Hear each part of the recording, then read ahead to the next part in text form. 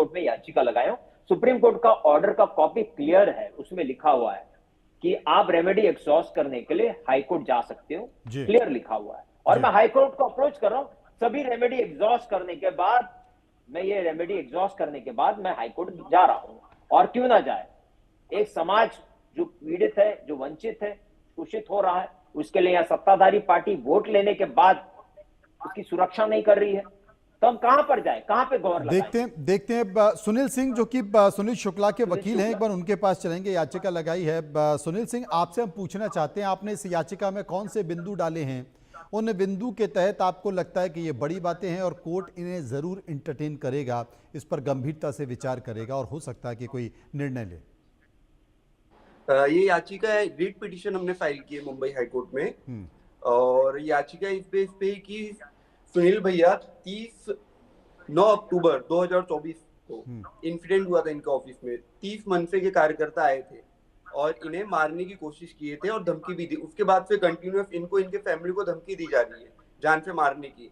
और उसके बाद भैया ने कई बार डीएन नगर पुलिस स्टेशन में, कमिश्नर ऑफिस में, डीसीपी ऑफिस में, हर जगह पे कंप्लेन फाइल की। 9 महीने हो गए, कंप्लेन का कोई भी रिस्पॉन्स नहीं आया, इनका स्टेटमेंट भी नहीं लिया गया, कुछ नहीं किया गया। इसके बाद ये सुप्रीम कोर्ट गए। सुप्रीम कोर्ट जाने के बाद कोर्ट ने बोला कि आप हाई कोर्ट जाइए, वहां पे पहले रेमेडी आपका जो है वो एग्जॉस्ट कीजिए, उसके बाद आप यहाँ पर आ सकते हैं। तो उसके बाद अभी हमने ये याचिका मुंबई हाई कोर्ट में फाइल की है, ऑनलाइन अभी फाइल की है।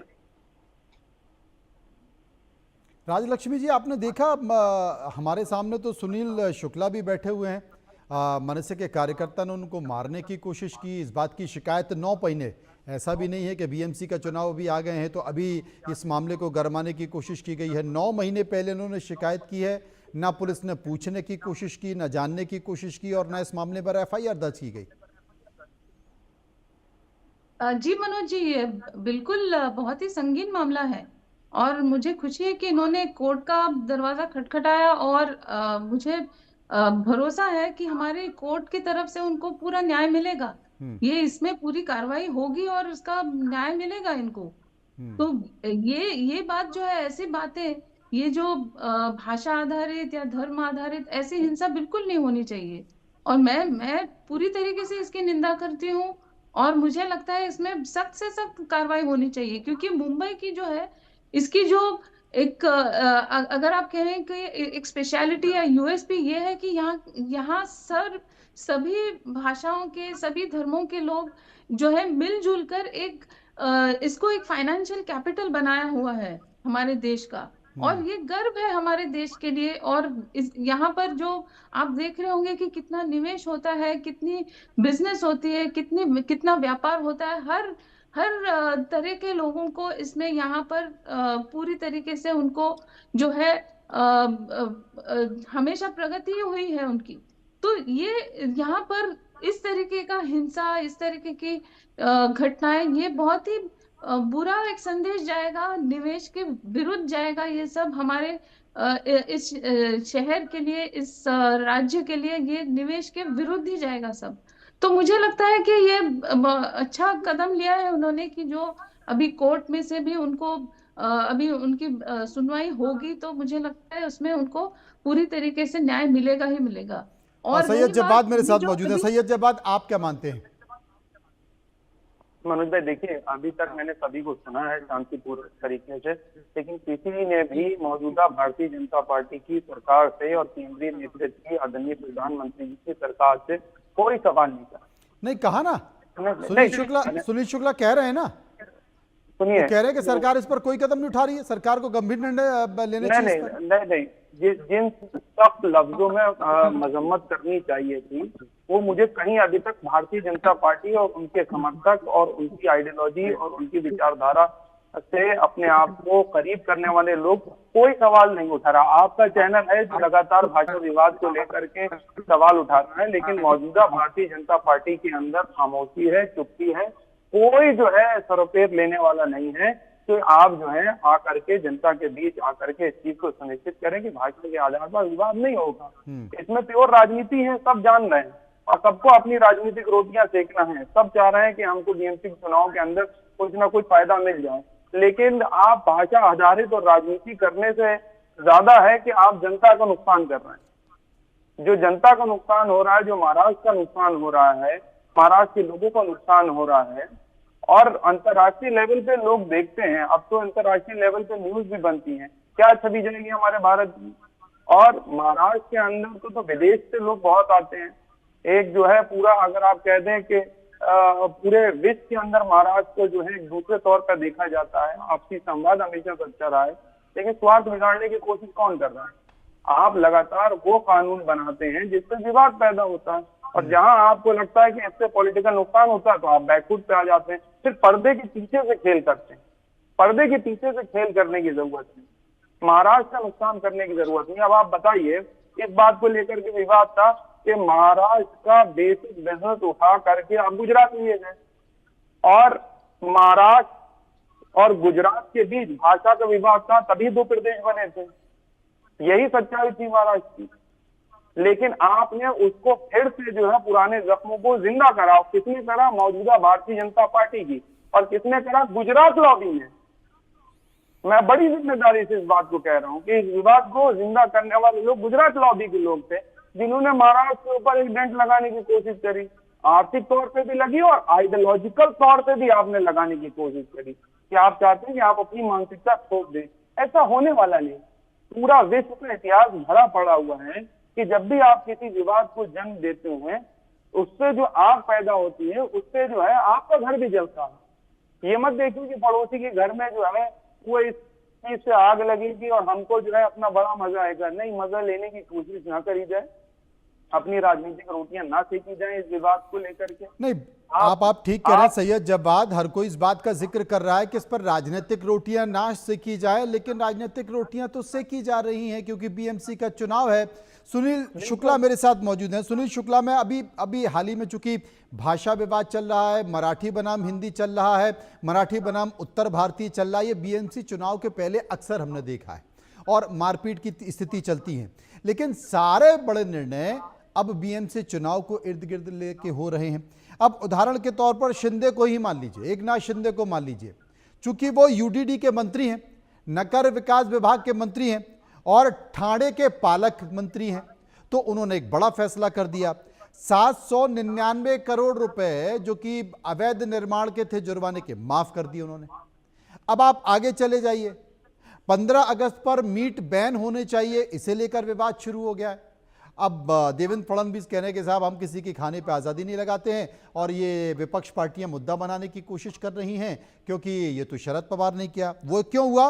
क्योंकि कल्याण और डोंबिवली है, उसकी नगर पालिका ने, महानगर पालिका ने आदेश निकाल दिया। तो ये मुझे लगता है कि सब तो बीएमसी के चुनाव के इर्द गिर्द हो रहा है ना।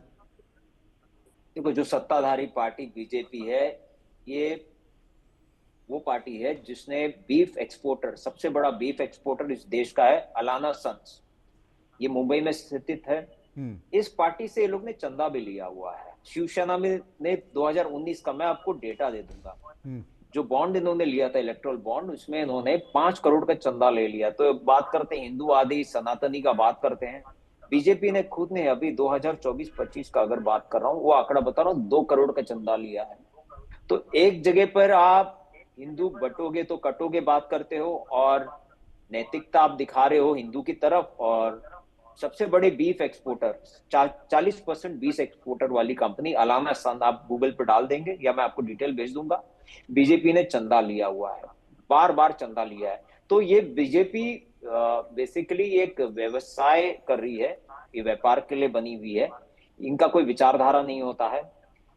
हिंदी सक्ति का जो कानून लाना था, ये तो मीटिंग हुई इनकी राज ठाकरे के साथ की, सुनील शुक्ला सुप्रीम कोर्ट चले गया, अब तो मार तो नहीं सकते, तो हिंदी मराठी का विवाद उसको आगे लाते हैं। तो इन्होंने एक थर्ड लैंग्वेज कंपलसरी का जो लाया, ये आग में तेल डालने का काम किया। सब उस समय है ना, बच्चों का एग्जाम चल रहा था और छुट्टी डिक्लेयर होने वाला था, तो जब स्कूल ही नहीं खुल रहा है उसके पहले आपने उसी समय आपने क्यों ये काम किया? आपने इंटेंशनली इसलिए किया कि राज ठाकरे को ये मुद्दा अच्छी तरह मिले, ताकि मराठी हिंदी का विवाद रहे और हिंदुओं को मारा, हिंदी भाषियों को मारा जाए, और कहीं ना कहीं इसका राजनीतिक लाभ बीजेपी चाहती है। उनको किसी से लेन देन नहीं है।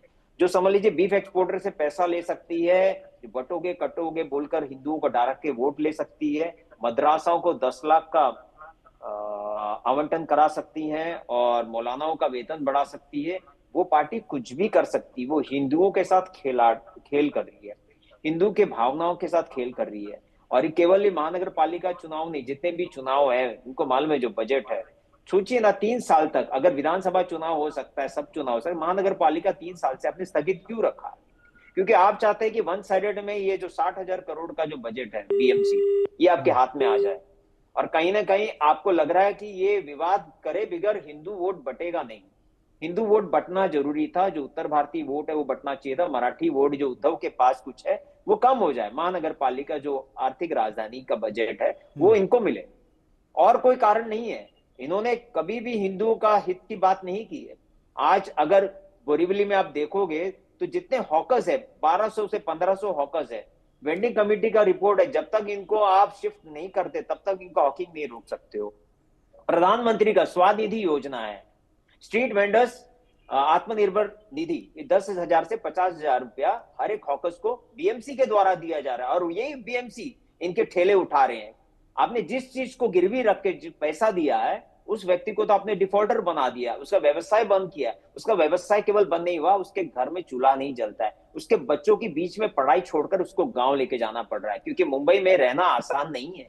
2 वक्त की रोटी कमा भी ले आदमी, नमक रोटी खा भी लेगा, लेकिन उसके बच्चों की परवरिश करना, स्कूल का फीस भरना, ट्यूशन का फीस भरना, वो नहीं हो पा रहा है। तो हम हिंदू यहाँ पे ज्यादा पीड़ित है बीजेपी की सत्ता में, और मैं तो मानता हूं जो हिंदी भाषी पर प्रांतित है वो ज्यादा पीड़ित होगा। और अगर आज हम लोग ने आंख नहीं खोला तो हमारे साथ बद से बदतर हमारी परिस्थिति होगी। और जहां तक एकनाथ शिंदे का सवाल है, ये भी उसमें लिप्त है। एकनाथ शिंदे ये भी एक व्यापारी आदमी है। जो व्यक्ति किसी और पार्टी को छोड़कर अपना सत्ता बनाने जाता है, वो विचारधारा की अगर बात करते कि किसी ने हिंदू विचारधारा छोड़ दिया, तो मैं उनको पूछना चाहता हूं कि मदरसाओं को 10 लाख का तो आवंटन आपने किया था 27 दिसंबर 2023, 4 महीना लोकसभा चुनाव के पहले आपने 5,000 से 7,000 मदरसाओं को आपने पैसे दिए। तो आपके विचार में आप जो बोलना चाहते हो उद्धव वो है, तो आप क्या है? तो आप भी एक हिसाब से एक कम्युनिटी का आप पोलराइजेशन करते हो, हिंदुओं को डराकर वोट लेते हो, और जहां जब भी इनको फायदा होगा वहां पे वो काम करते हैं। अगर उन्होंने किसी का पैसा माफ किया होगा बिना अंदर टेबल ले, ये काम नहीं होता है। ये पूरे के पूरे व्यापारी भरे हैं। आज जो भी सत्ता है, चाहे वो शिंदे है, बीजेपी है, या 70,000 करोड़ का कांड करने वाला अजीत पवार है, आपको क्या लगता है लोग आपका पब्लिक का सेवा करने के लिए आए हैं? ये व्यवसाय कर रहे हैं, ये व्यापारी लोग हैं। ये केवल अपना उद्धार करेंगे, अपने परिवार का उद्धार करना चाहते हैं। अजीत पवार सोचेगा उसका बेटा कब सीएम बनेगा, एकनाथ शिंदे सोचेंगे कब श्रीकांत शिंदे सीएम बनेगा, उद्धव सोचेगा कब आदित्य बनेगा। ये केवल अपने लोगों के लिए जीते स्वार्थी लोग हैं, ये समाज के लिए नहीं है। समाज को बांट के ही राज करना चाहते हैं, जिस तरह अंग्रेजों ने किया डिवाइड एंड रूल। ये जानते हैं कि